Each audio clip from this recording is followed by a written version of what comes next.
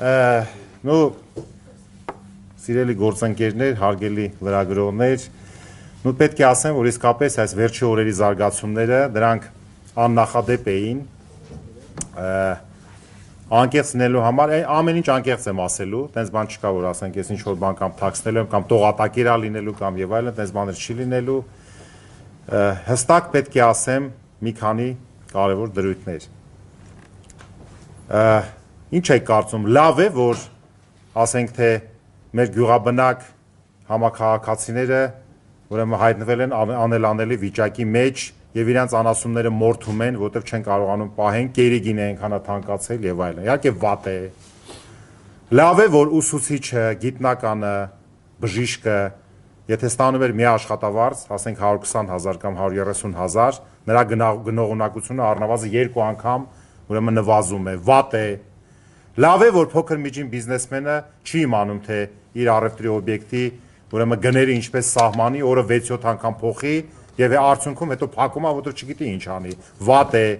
Լավ է, որ խոշոր գործարարը ուզում է ուրեմն փոխարկի իր գումարը դրամային հաշվից, ասենք դոլարի ու փոխանցում անի, որ հումք մատակարարի չի կարողանում։ Վատ է։ Լավ է, որ ժողովրդի մեծ մասը ստրեսային վիճակում է, շոկ է ապրում, հա, եւ չգիտի ինչ ա լինելու։ Իհարկե վատ է։ Եվ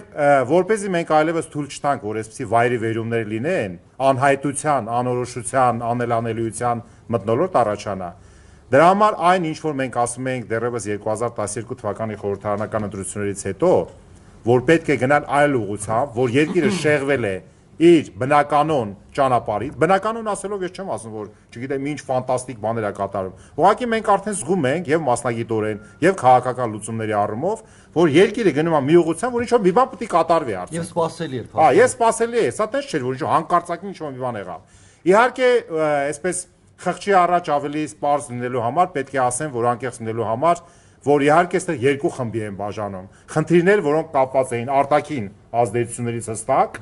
դա իհարկե Ռուսաստանի գործընթացներն է, Ռուսաստանը մեր հիմնական առևտրային գործընկերն է, 24.5% ընդհանուր էքսպորտ-իմպորտը միասին, բայց եթե քո տնտեսության իմունիտետը, դիմադրողականությունը համարյա հավասար է 0-ի, ուրեմն այստեղ, չգիտեմ, 24.5-ա թե 54.5-ա, որևէ դեր չի խաղում։ Այսինքն ամեն մի քամուց դու ազդվում ես, ամեն մի նույնիսկ այս կողքից անցնող քամուց մենք ազդվում ենք, նույնը եղավ այդ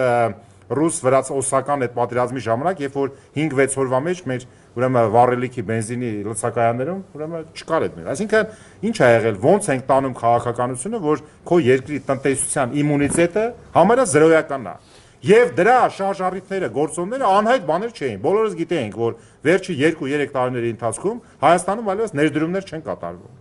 Ավելին, այն ներդրումները, որոնք ինչ որտեղ քաղաքականացված էին, երկու ուղղություն եմ ընդհանրապես ասում։ Առաջինը դա հարավ Կովկասյան երկաթուղում 15 միլիարդ ռուսական ռուբլու ներդրումներ, որը չկատարվեց։ Երկրորդը Նայիրիտի հետ կապված Ռոսնեֆտի հավանական ներդրումներն էր, որը չկատարվեց։ Հա, սրանք խոշորներն են, որոնք կարող էին էֆեկտ տալ։ Սա ինչ է, սա քաղաքական հարց է, թե տնտեսական, քաղաքական։ Դու երկրի տնտեսական քաղաքականությունը եւ արտաքին քաղաքականությունը հենց պետք է կատարես, որ քո երկրում փող դնելը, ներդրում կատարելը լինի ձեռնտու, գոնե քիչ ձեռնտու, բայց լինի ձեռնտու։ Եվ հաշվի առնելով մեր ռազմավարական հարաբերությունները,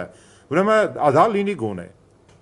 Եվ այս առումով ես մի քիչ քրոնոլոգիային կանդրադառնամ, որ իհարկե սա նշանակում է, որ ոչ թե կոսմետիկ, ոչ թե, չգիտեմ, հատվածային, արմատական խորքային փոփոխություն անհրաժեշտ մեր երկրին, եւ քանի որ մենք գնում ենք 15 թվական, ես սպասում եմ, որ այդ փոփոխությունները եւ հավատում եմ, անպայման մենք ձեզ հետ միասին անելու ենք, բայց այնուամենայնիվ քրոնոլոգիան ասեմ։ Ուրեմն, երբ որ այս դեպքերը արդեն հասունանում էին, դեկտեմբերի 2-ին, դա երեքշաբթի օր էր, ազգային ժողովի վերջին հերթական քարոզիան էր, ես հանդես եկա հայտարարությունների ժամին եւ հստակ ասեցի, որ հանրապետության առաջի դեմքերը պետք է հանդես գան ժողովրդի առջև ուղերձով, որպեսզի ասեն, թե ինչ է կատարվում եւ ինչ ենք անում մենք։ Ըստ էության այդ ելույթները չեղան։ Երկրորդը եկավ դեկտեմբերի 14-15, արդեն մենք կանխազգացինք, որ իրավիճակը դուրս է գալի վերահսկողությունից։ Երեքշաբթի օրը Գագիկ Ծառուկյանը, նաև Բարգավաճ Հայաստանի քաղաքական թևի ներկայացուցիչներս հրատապ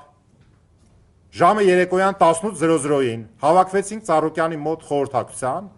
Ներկայացվեց իրավիճակը, որովհետև եւ մեզ, եւ Սարոկյանին, խոշոր բիզնեսի, միջին բիզնեսի, փոքր բիզնեսի, ժողովրդի տարբեր հատվածներ ներկայացուցիչներ մեսիջները հաղորդում են, որ ինչ ենք անելու, ինչ է կատարում, արդեն կանխազգում ենք, մարդը բիզնեսմենը չի կարող իր բնականon գործունեություն անի, տուգանքների տակ անգնում, իր պարտավորությունները չի անում ու չգիտի իրան ինչ է սպասում։ Առանց այդ մի լավ չէր, հիմա այս սա էս հարվածը շոկը ապրում են ու դիմում են, ինչ է կատարում, դուք ինչ եք մտածում, ինչ եք անում։ Եվ մենք որպես ոչ իշխանական քաղաքական ուժ մեր մյուս ոչ իշխանական գործընկերների հետ լուրջ պատասխանատվություն ենք զգում այս երկրի առջև, որ մենք ունենք պատասխանատվություն վիճակը ինչ որ կերպ մեղմացնելու կամ պարզեցնելու, որոշակիացնելու։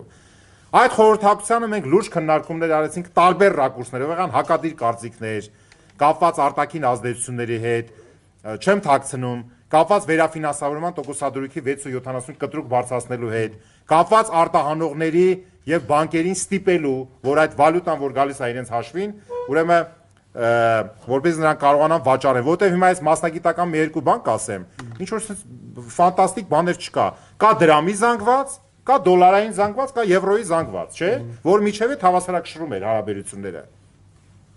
Ստացվում է մի վիճակ, երբ որ դոլարի նկատմամբ պահանջը աճում է, կլինի խոճապային, կիսախոճապային եւ այլն, կարևոր չի։ Նշանակում է դու պետք է նենց անես, որ դրամը արժևորվի։ Այսինքն դրամի նկատմամբ պահանջը այնքան մեծանա, թանկանա դրամը, որ հիմա սկսես դրամ, չէ՞, որպեսզի հավասարակշռվի։ Դրա համար մի ինչ որ հատված դրանից պետք է շրջանառությունից դուրս բերես։ Հիմա տվյալ դեպքում ոչ թե դոլարն էին դուրս բերել, այլ դոլարը վճարման միջոցից վերերացվել ապրանքի։ Այսինքն դոլարը ձեռք էին բերում, պահում էին։ Հա, որովհետև չգիտեն ինչ է կատարում։ Մի հատ պահենք, տեսնենք, որովհետև աշխարհում դոլարը վճարամիջոց է, դրամը դու չես կարող դրսում որևէ մեկին պետք չի, բացի Հայաստանից, ու դոլարը վերցնում էին, պահում էին եւ առաջացավ այն սպեկուլատիվ մոմենտը, որ մարդիկ չիմանալով թե ինչ է կատարում, ասում են մեզ ապահովագրենք, մի հատ դուրս բերենք, արդյունքում դոլարը շուկայում ռեալ քչացավ եւ բանկերը, խոշոր արտահանողները, մարդիկ, անհատները պահեցին։ Դա բնական ինստինկտ է, այսինքն մարդը ասում է, «Սպահեմ, միջև տեսնեմ ինչ է»։ Դրա համար ինչ էր պետք որոշակիացնել, լիցքաթափել։